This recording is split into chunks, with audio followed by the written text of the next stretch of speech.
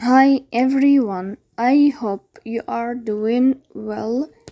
Today we will talk about how to fix or how to solve the problem of ChatGPT.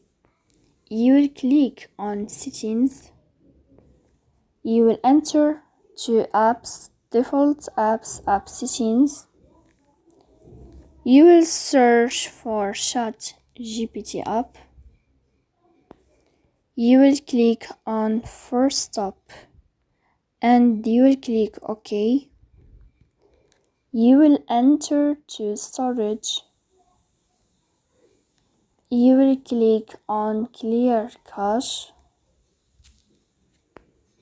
In the end, you will turn off your phone and you will restart your phone again to fix that problem. So please don't forget to support us by like and subscribe. See you next time.